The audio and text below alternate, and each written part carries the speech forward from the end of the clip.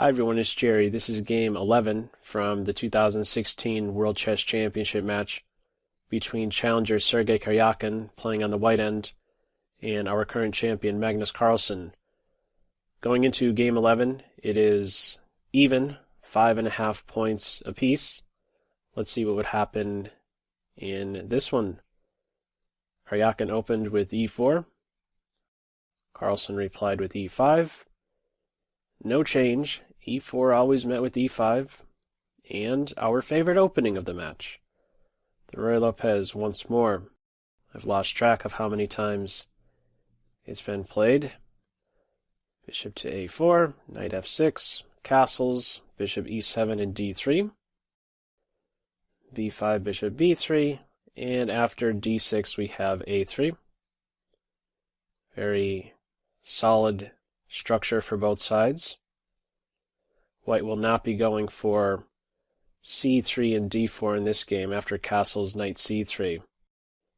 White's looking for some piece play, and we have just that in this one. Bishop e6, knight d5. Knight d4, and many minor pieces are exchanged now. Knight takes d4. Knight takes knight, no imbalance with pieces. It will just be a structural imbalance in this one. Light square bishops are now gone. And f4. Could also play queen g4. I don't think that there's a great difference between the two. Now, white has a pawn that is doubled. d4 pawn. This is on the queen side. This is where black has a little space. And so black will look to play on the queen side. c4 is not long off. Queen g4, queen d7 to defend. And after f5, a bit of a mysterious move. During the game, I was thinking black maybe captures or pushes, but none of the above. Black maintains the tension. Rook a to e8. If e5 is played, this is, I believe, a race type position. If e5 is played, white would have a 3 versus 2 on the king side. Black would look to play on the queen side. White, I believe at least, would look to play on the king side, where he has some majority. Maybe queen h5, g4, g5 comes to mind. We didn't have that. Black maintains the tension. Rook a to e8. Connects the rooks now. Bishop to d2. c4. And now h3. A bit of a waiting move. It's a flight square for the king. Not the greatest flight square. Could be guarded, but yeah, a bit of a waiting move. Let's see what black's decision will be. We have now c3. So this was something. Creating some structural imbalance. B takes c. And not the typical recapture. This caught me a bit off guard when observing the game. D takes c was not played, but instead d5, and with this we have a lot of pawn tension present. So do know that c takes d cannot be played, because a bishop takes d4, winning the rook, the exchange.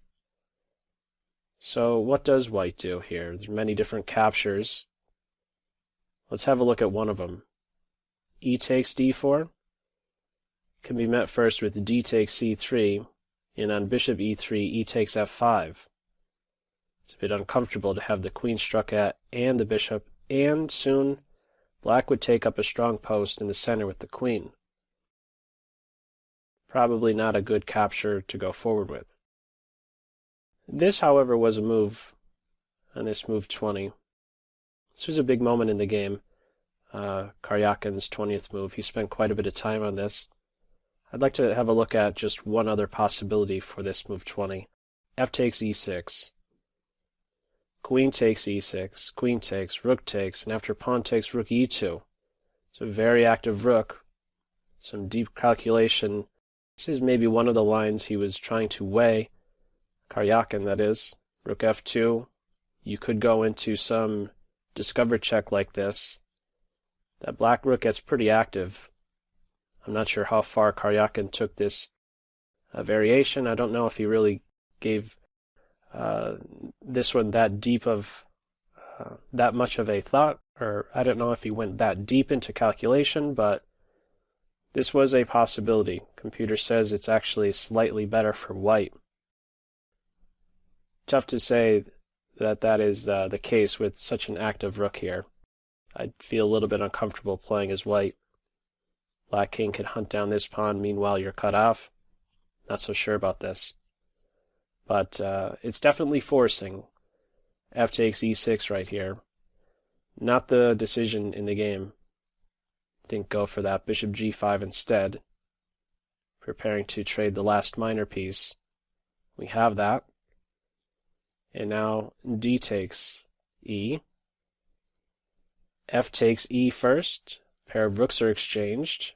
So getting quite simplified. Endgame on board. Major piece specific. Queen rook, queen rook. Queen takes e. C takes d. And now black has an option.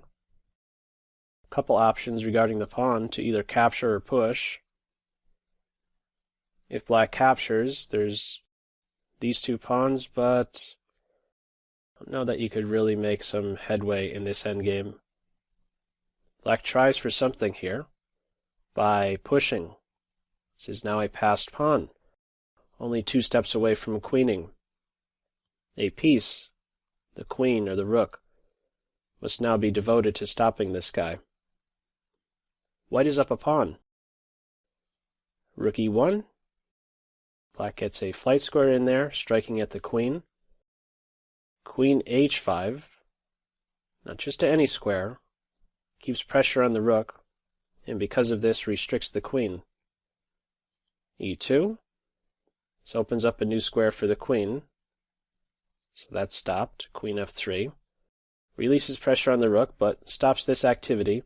One thing you don't want to allow black to do is take up a more active post with the queen. So right now, she's basically, the black queen right now is only functioning as if she's a rook, defending e2. But if she can get to, let's say, d2, where she exerts pressure on this blockader, and then some, putting some pressure on the queenside pawns, that's a different story. The queen would really like to get to d2 or maybe even f2. Defense with some offense as well. Okay, queen f3, and now a5. So what's the big plan here for black, who is still down a pawn? Well, one thing to note, a queen exchange would not be a good thing for black, not only because black is down a pawn, but also because e2 would quickly become a liability and picked up king f2, and the pawn would be hunted down. White could never approach the pawn for as long as both queen and rook are on the board. King f2 moves are always met with some pin of the queen. Or even if the queen wasn't there, the rook can always come over and scare the king back to g1. So what is black going for with a5? I believe the idea here is to one day hunt down the a pawn. For example, to come over to a2, give up the e pawn, but get the a pawn in return for it. Once the a pawn is picked up, this pawn on a5, black's a pawn becomes passed. So I believe the idea is to get that a pawn as far down as possible to a4, let's say, and only then, shift your attention towards picking up the a pawn and maybe trying to work with a passed pawn that is only a few steps away. Being on a4, it would be just a few steps away from queening. So a5 on this move 27, c3, queen a2. So black is going in for it straight away. Notice after c3, there's now a quick way to access that d2 square, which is a very active post again. So what will white do to combat this? Well, notice as soon as the queen moves, the rook is unprotected. So white pounces on this fact, striking at it, queen c6, preparing to take out the rook with check. Black counterattacks, rook e6, hitting the queen, queen c8 check, king h7, and now we have c4, an interference move, threatening to pick up the rook now. What follows is queen to d2. So both rooks can be captured, and they are. Queen takes rook with check, king h2. Is this pawn going to promote? Queen f2, just a single step away from queening, but after queen to e4, the players agree to a draw after this move 34. There's no good way forward here. This is going to be a perpetual check, or white will simply pick up the pawn and be the better side. King to g8, queen to e8, king to h7, queen to e4. If there's a pawn block, it just opens up the 7th and 8th ranks to checks like this. And again, if ever a queen block, there's always queen takes e2. Both players realized this and didn't go any further.